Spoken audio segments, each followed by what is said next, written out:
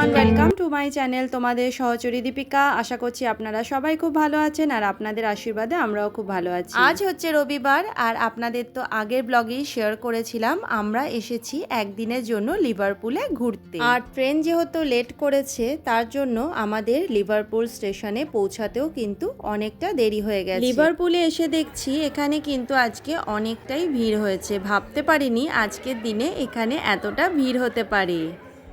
এমনি তো আমাদের ওখানে লোকজন দেখতে পাওয়া যায় না, সারাদিনে হয়তো গুনে গুনে 100টাও লোক যায় কিনা জানি না।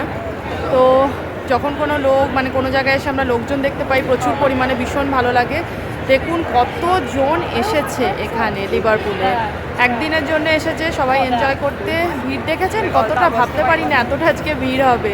ডার্লিংটন স্টেশন তো পুরো ফাঁকা ছিল, আর লিভারপুল স্টেশনটা দেখুন কতটা ভিড়, কত মানুষ বসে রয়েছে। শোভনার ছেলে ওয়াশরুমে গেছে, তো আমি এখন ওয়েট করছি। এপ্রিল মাস পড়ে গেলে কি হবে, এখনও কিন্তু ঠান্ডা বেশ ভালো আছে। আজকে রাত্রেবেলা 1 ডিগ্রিতে নেমে যাবে, আর সকালবেলা কিন্তু 8 ডিগ্রি চলছে, মানে ভীষণ ঠান্ডা। মানে আমি তো সোয়েটার কোট সবই পরেছি।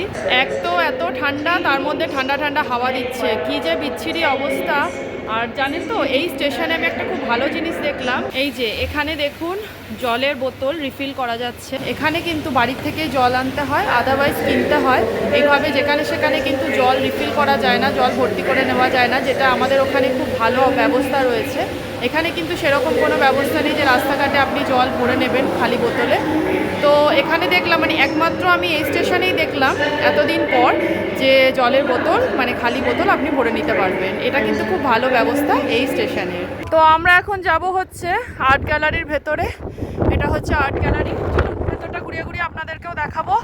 বাইরে দাঁড়িয়ে থাকা যাচ্ছে না, আপনারা বুঝতেই পারছেন কিরকম আমার ফোনটা দুলছে, এত হাওয়ার প্রেশার, আমাকে পেছন দিক দিয়ে ধাক্কা মারছে, আমি দাঁড়াবো কি। চলুন ভেতরে গিয়েই আপনাদের দেখাই। শোভন ভেতরে চলো, প্রচণ্ড হাওয়া দিচ্ছে। তো এখানে একটু ঘুরে নেবো, কারণ এমনিও তো চেক ইন করতে পারবো না, তাড়াতাড়ি পৌঁছে গেছি। তো একটু ঘুরেই একেবারে আমরা হোটেল রুমে যাব। জায়গাটা ভীষণ সুন্দর, এই জায়গাটা ভীষণ সুন্দর। মোটামুটি এই সিটিটা এক্সপ্লোর করতে করতে একদিন কেটে যাবে, তারপরে তো দেখার মতো অনেক জায়গা আছে। আর এই আর্ট গ্যালারিটা কিন্তু ফ্রি, সবার জন্য ফ্রিতে আপনারা দেখতে পারবেন এটা। চলুন, বাইরে প্রচণ্ড পরিমাণে হাওয়া দিচ্ছে, ফোন আমি হাতে ধরে রাখতে পারছি না, এতটা পরিমাণে হাওয়া দিচ্ছে। ভেতরে গিয়ে দেখা যাক কি রয়েছে আর্ট গ্যালারির ভেতরে। ভেতরে এসে পড়লাম আরেক সমস্যায়, যেহেতু আমাদের কাছে আমাদের লাগেজ রয়েছে তার জন্য নিতে হলো একটা লকার। আর্ট গ্যালারিতে ঢুকতে কোনো রকমের টাকা লাগছে না, তবে ওই যে আমাদের যেহেতু লাগেজ রয়েছে তো সেটা অ্যালাউ করলো না, তার জন্য আমাদের 2 পাউন্ড দিয়ে এই লকারটা নিতে হলো। তো আমরা এখন যাব, ঘুরবো। চলুন আপনাদের ঘুরে ঘুরে দেখাই কি সুন্দর। দেখুন এখানে লকার সিস্টেম, আপনাদের একটু দেখিয়ে দিই। এই দেখুন কি সুন্দর লকার সিস্টেম, যার যার কাছে ওই হাতের মধ্যে একটা, শোভন কি পরিয়েছে গো তোমাকে, এই ধরনের একটা ব্যান্ড দিয়েছে, তো এটা পরে থাকতে হবে। তবে ওটার মধ্যে নাম্বার আছে কি, এটা কি দেওয়া রয়েছে? ও এটা টাচ করাতে হয় না? আচ্ছা, এই ব্যান্ডটা টাচ করালে তবে আমাদের লকারটা খুলবে। চলুন এইবারে আমাদের সাথে আপনারাও একটু ঘুরে ঘুরে দেখে নিন যে এই আর্ট গ্যালারির মধ্যে কি কি দেখার জিনিস রয়েছে। চা খাওয়া শুরু হয়েছে 1700 খ্রিস্টাব্দে। মানে তখনকার এক্সপেন্সিভ লাক্সারি ছিল চা খাওয়াটা, আর তারপর থেকে আর ইয়ে হয়েছে, মানে জানাজানি হয়েছে 1800 সাল থেকে চা খাওয়াটা। তখন চায়ের পাত্রগুলো এইরকম ছিল, টিপট, এরকম টিপট ব্যবহার করা।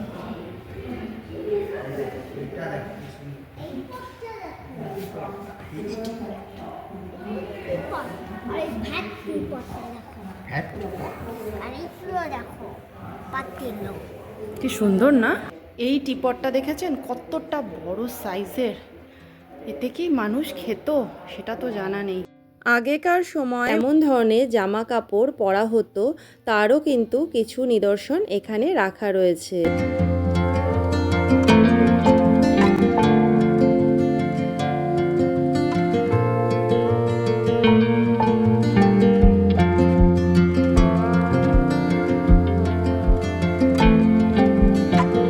আমাদের অনেক অনেক বছর আগে মানুষ কেমন ধরনের জিনিসপত্র ব্যবহার করতো সমস্ত কিছু কিন্তু এখানে রয়েছে। আর সত্যি কথা বলতে আমরা কত কিছুই জানি না, বিভিন্ন জায়গায় এই সমস্ত জিনিসপত্র দেখতে পারলেই কিন্তু আমরা অনেক কিছু ইতিহাস সম্পর্কে জানতে পারি। তো তো মাম্মাও ভীষণ খুশি হচ্ছে এগুলো দেখে দেখে, ওকেও অনেক কিছু আমরা এর মাধ্যমে কিন্তু জানাতে পারছি যে কি কি ব্যবহার হতো আগে, হোম এন্টারটেনমেন্ট এগুলো। Before the age of electricity, people had to make their own entertainment. They made music, played games, kept in touch with friends, with writing letters, men's smoke, women's smoke.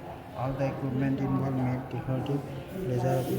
লিভারপুলের সবথেকে বিখ্যাত আর গুরুত্বপূর্ণ art gallery হলো Waker art gallery, যা প্রায়শই national gallery of the north নামে পরিচিত। এখানে ত্রয়োদশ শতাব্দী থেকে বর্তমান সময় পর্যন্ত চিত্রকর্ম, ভাস্কর্যের বিভিন্ন নিদর্শন দেখতে পাওয়া যায়।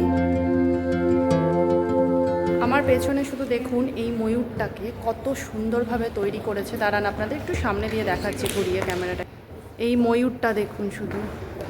সত্যি কথা, কিছু সৌন্দর্য ক্যামেরাবন্দি করা যায় না, ক্যামেরার মাধ্যমে কিন্তু তুলেও ধরা যায় না, কিন্তু সত্যি অপূর্ব সুন্দর। মানে আমরা সামনের থেকে যতটা সুন্দর দেখছি, জানি না আপনারা ততটা দেখতে পারছেন কি না, তবে আমি যতটা পারি চেষ্টা করি আপনাদেরকে দেখানোর। চারিদিকে দেখুন শুধু অয়েল পেন্টিং, ক্যানভাসে পুরোটা ঘেরা, মানে কতটা হাতের সৌন্দর্য, কতটা হাতের নিখুঁত কাজ।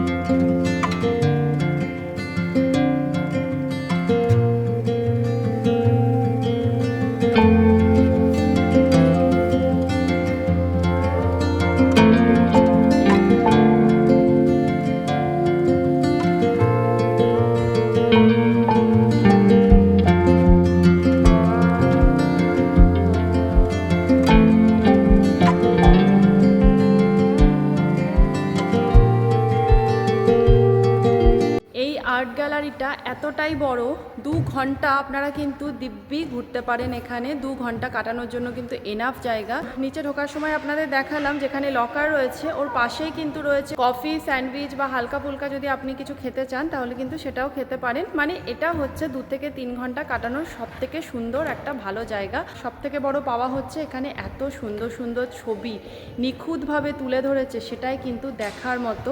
মানে ভীষণ ভালো লাগছে। আর আমি নিজে আঁকা ভীষণ ভালোবাসি, আমি নিজে আঁকতে ভালোবাসি আর দেখতেও ভালোবাসি, তাই ভাবলাম আমার চোখে আপনাদেরকেও আর্ট গ্যালারিটা সম্পূর্ণ ঘুরিয়ে দেখাই।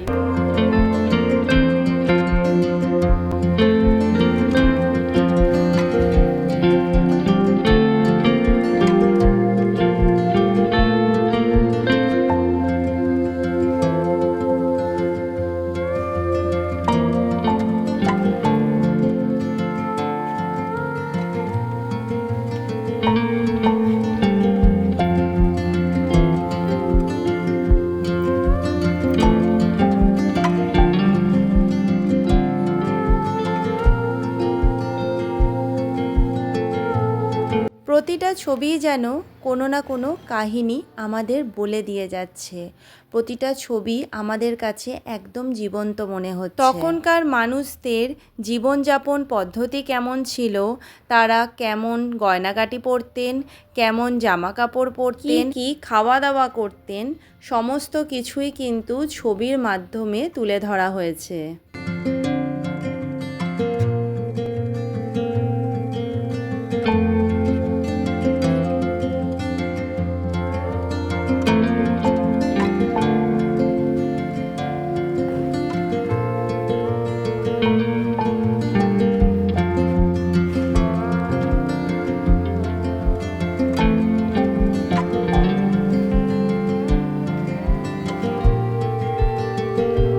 তো আমাদের এতক্ষণে শেষ হলো, আমাদের 1 ঘন্টা 20 মিনিট মতো লাগলো এটা তো পুরোটা আমরা ঘুরতে। এখন এসে গেছি আর্ট গ্যালারির বাইরে, আর বেরিয়ে দেখলাম এখনো কিন্তু খুব ভালো রোদ আছে। আশা করছি আজকে সারা দিনটাই এত সুন্দর রোদ পাবো। এখন আমরা দেখব আরেকটা মিউজিয়াম, এটা হচ্ছে ন্যাশনাল মিউজিয়াম। চলুন ভেতরে। এখানে ন্যাশনাল মিউজিয়াম আছে। কাল যেহেতু ইস্টার মানডে আছে, তাই হয়তো এই মিউজিয়ামটা বন্ধ থাকতে পারে, তাই ভাবলাম আজকে এসেই যখন গেছি তাই দেখেই যাই। দেখিয়ে দেবো এটা ঘুরে ঘুরে। তো আমরা লাগেজটা রেখে দিয়েছি, আমাদের লাগেজ রাখতে নিল হচ্ছে 2 পাউন্ড।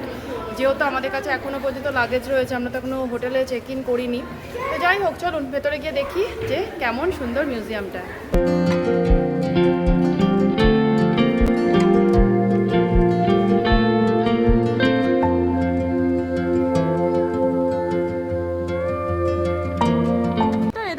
স্পাইডার দেখো কত বড়। মামা এদের স্পাইডার দেখো বা।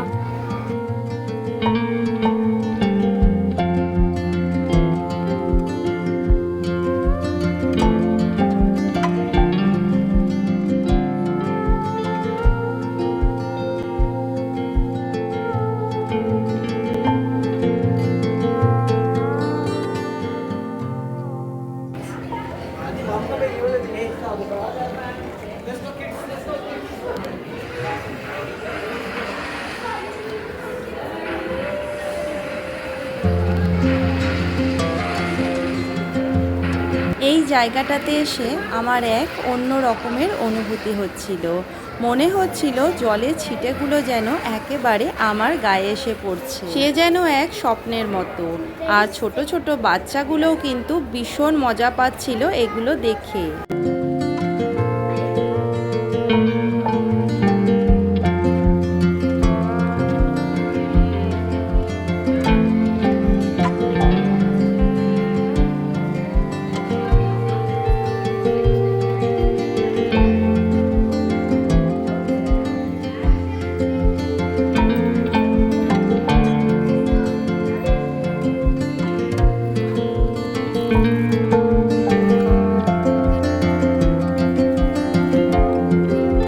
ফিশ দেখলি বাবা, কেমন লাগলো?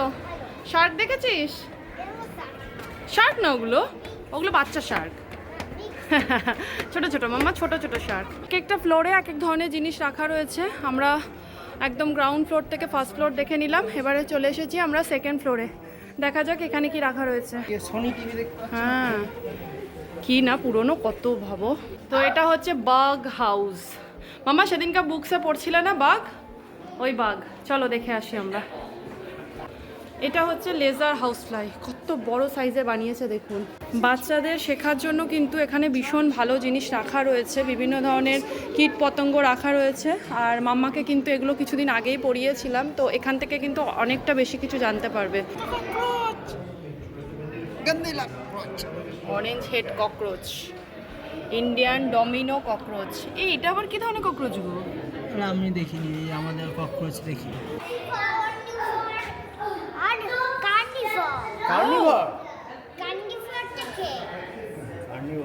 মেমালস ফিশ অ্যান্ড বার্ডস। মামা এখানে ফিশ অ্যান্ড বার্ডসের আছে।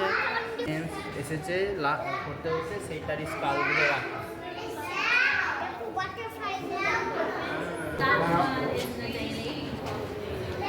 এই যে দুখানা মিউজিয়াম আমরা দেখছি, এই দুটো মিউজিয়ামে দেখার মতো এত কিছু রয়েছে যে সময় যেন কুলাচ্ছে না। মনে হচ্ছে যেন সময়টা কোথায় যেন তাড়াতাড়ি করে কেটে যাচ্ছে। তো এখন আমি দেখতে চলে যাচ্ছি হচ্ছে মমি। আর আমার কিন্তু মমির যে কোনো মুভি দেখতে ভীষণ ভালো লাগে। সবকটা মুভি কিন্তু আমার দেখা হয়ে গেছে, আর সেগুলোকে যদি আমি চোখের সামনে দেখতে পাই তাহলে কি আর মিস করা যায় বলুন? আর এখানে দেখুন বিভিন্ন মমিকে কি সুন্দর সংরক্ষণ করে রাখা হয়েছে। আর এগুলো হচ্ছে মিশরীয় মমি।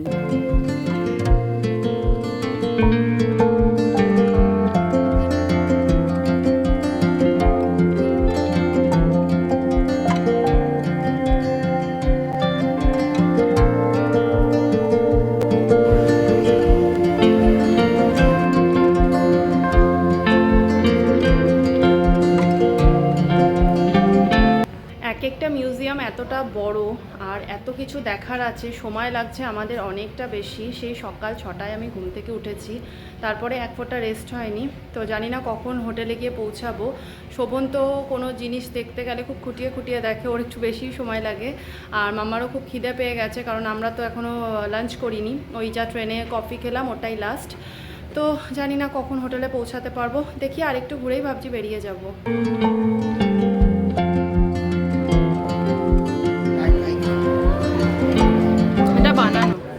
বানানো সত্যিকার নাকি?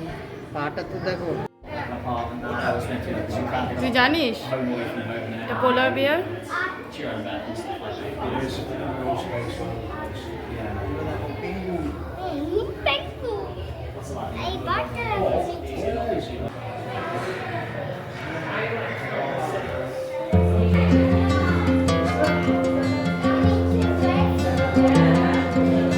মামা এটা দেখবি আর বাবা দেখেই তো ভয় লাগছে।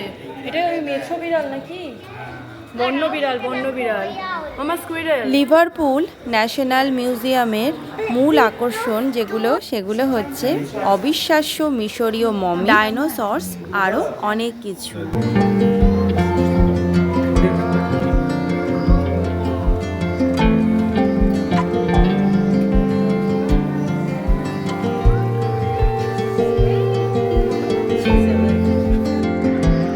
এ বাবা শোভন, এনাকে দেখো, ইনি প্রচন্ড রেগে গেছে গো।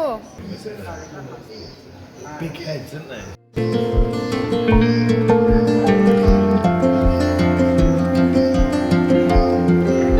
দেখো সিংহটা যেভাবে হাওয়া করছে, কি সুন্দর একটা পরিবেশটা তৈরি করেছে, শুধু দেখো মনে হচ্ছে একদম সত্যিকারে, তাই না বলো?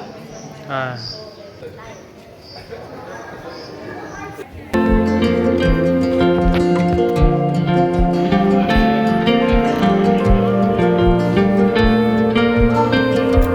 তো আমাদের মিউজিয়ামগুলো ঘোরা হয়ে গেছে। আশা করছি আপনাদের মিউজিয়ামগুলো আমি ঘুরিয়ে দেখাতে পেরেছি ভালো করে।